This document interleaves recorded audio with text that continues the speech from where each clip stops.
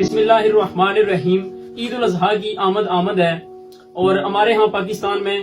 عید الاضحیٰ یعنی بڑی عید کل منائی جا رہی ہے۔ آپ پوری دنیا میں دیکھیں، چھوٹی عید ہو یا بڑی عید، چاہے کوئی بھی تہوار ہو، اور آپ اسلامی ممالک کو دیکھیں یا غیر مذہب ممالک کو دیکھیں،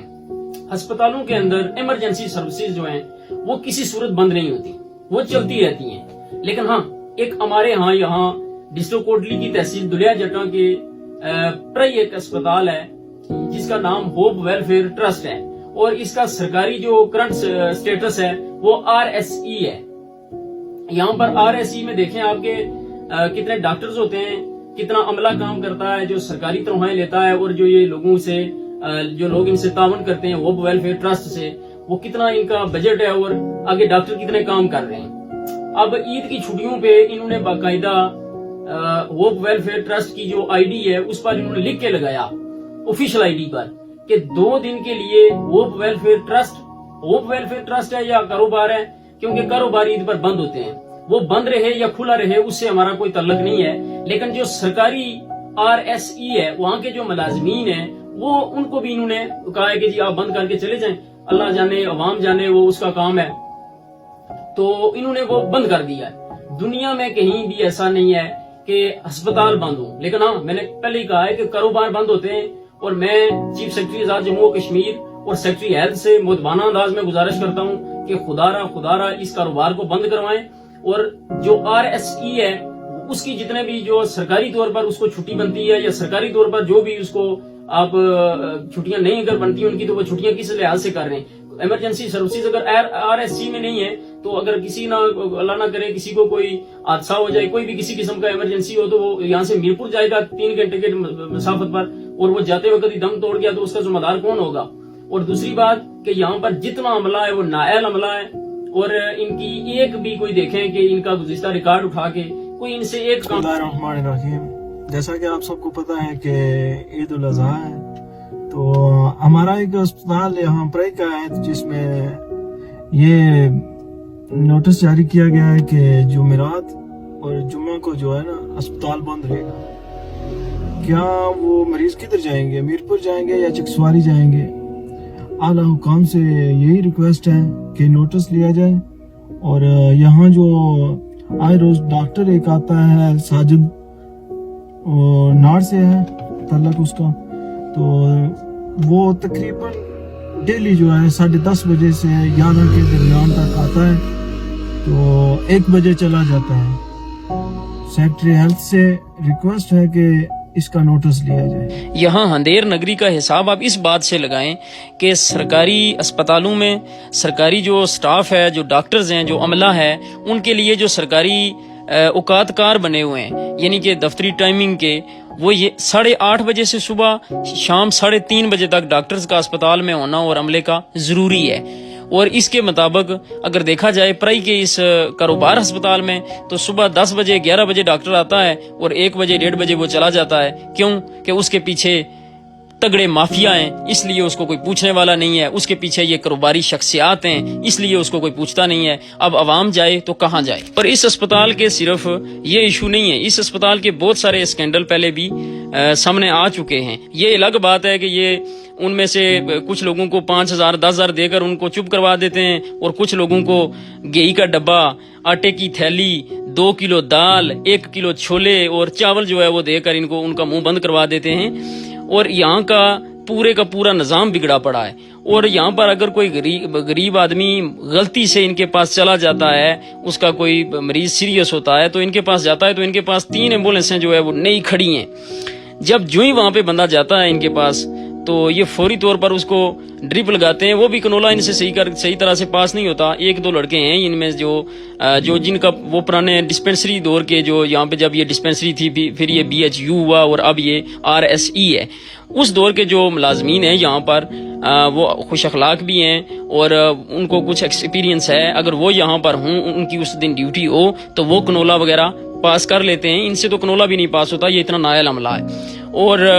یہ فوری طور پر ان کو اپنی ایمبولینس میں رکھتے ہیں. اگر نارمل یہاں سے گاڑی میرپور کا 4,000 5,000 یا 6,000 لیتی ہے تو یہ 10,000 9,000 میں لے کر جاتے ہیں. اس پر بھی انہوں نے اپنا کاروبار بنایا ہوا ہے کہ یہاں سے بندہ اٹھانا ہے, بیٹھے بٹھائے ہمیں مزدوری مل گئی ہے, گاہک مل گیا ہے, یہاں سے اس کو اٹھایا, سیدھا جا کے میرپور کے کسی بھی اسپتال کے گیٹ پر پھینکا, آگے وہ جنت جائے یا جہنم جائے, یہ اس کا اپنی ہمت ہے. تو انہوں نے اپنے وہ 9,000 10,000 پکڑنا ہے اور واپس سیدھا پرائی, اور نئے گاہک اور نئے شکار کی تلاش میں کہ اب ایک اور آئے گا تو اس کو بھی اسی طرح جو ہے وہ یہاں سے اٹھائیں گے اور سیدھا جا کے میرپور پھینک آئیں گے یا اسلام آباد پھینک آئیں گے. جہاں باری آ جاتی ہے کاروبار اسپتال کے انفارمیشن ڈیسک یعنی کہ ریسیپشن کی.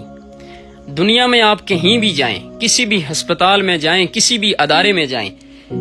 ریسیپشن جو ہوتی ہے وہ بیسیکلی انفارمیشن ڈیسک ہوتی ہے, معلومات دینے والی جگہ ہوتی ہے. جب آپ وہاں پہ جاتے ہیں, دنیا میں آپ کہیں بھی جائیں, تو وہاں پر آپ کو ان ریسیپشنز پہ police station, ambulances, fire brigade, ہنگامی صورتحال پر قابو پانے والے اداروں کے نمبرات سامنے اویزاں ہوتے ہیں تاکہ آپ کو دشواری نہ ہو اور فوری طور پر آپ جو بھی آپ کو سہولت چاہیے اس سے مستفید ہو سکیں. ہوپ ویلفیئر ٹرسٹ یا کاروبار اسپتال کے ریسیپشن کی آپ کو عجیب کہانی سننے کو ملے گی کہ ان کے ریسیپشن پر جب آپ جاتے ہیں کہ میرا مریض سیریس ہے, مریض ہوتا ہی سیریس ہے, ایمبولینس اس کو فوری طور پر ایمرجنسی میں ایمبولینس چاہیے ہوتی ہے. ان کو جب کہا جائے کہ آپ کا ایمبولینس ڈرائیور یا آپ کی ایمبولینس یہاں پر اویلیبل نہیں ہے تو آپ اپنے ایمبولینس کے ڈرائیور کو فوری طور پر فلاں جگہ بھیجیں یا اس کا نمبر دیں تاکہ ہم اس کو خود کال کر کے بلا لیں, تو وہ کہتے ہیں کہ ہمیں ایمبولینس کے ڈرائیور یا ایمبولینس کا جو نمبر ہے وہ دینا ہمیں الاؤ ہی نہیں ہے. یار حیرانگی والی بات ہے, ویسے ایمبولینس کے ڈرائیور کا نمبر دینا آپ کو الاؤ نہیں ہے, آپ یہاں پر بیٹھے ہوئے کیوں ہیں؟ گھر چلے جائیں, آرام کریں. اب کس بات پہ, اس بات پہ ہنسا جائے یا رویا جائے, یہ کچھ سمجھ نہیں آتی کہ ریسیپشن والے کہتے ہیں کہ ایمبولینس کا نمبر, ایمبولینس کے ڈرائیور کا نمبر پرووائڈ کرنا ہمیں ناٹ الاؤڈ ہے. یہ باتیں ساری یہاں پر بھی ختم بالکل نہیں ہوتی.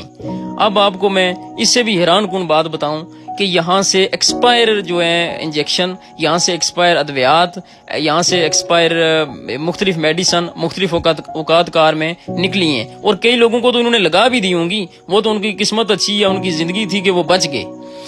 میرے ساتھ جو ہوا, میں جس کا میں خود گواہ ہوں, ہمارے گھر ایک بار ایکسپائر انجیکشن آیا, ایک بار کھانسی کا سیرپ ایکسپائر آیا, اور مختلف اوقات کار میں مختلف میڈیسن, پیناڈول یا پانسٹان فورٹ کی گولیوں تک جو ہے وہ بھی ایکسپائر بعض دفعہ آئی ہیں. کوئی چیک اینڈ بیلنس نہیں ہے یہاں پہ, اندھیر نگری ہے نا یہاں پہ, کوئی قانون نام کی کوئی چیز ہی نہیں ہے اس ملک میں, نام کی تو چیز ہی نہیں ہے اس ملک میں. اب باری آتی ہے سرکاری ادویات کی.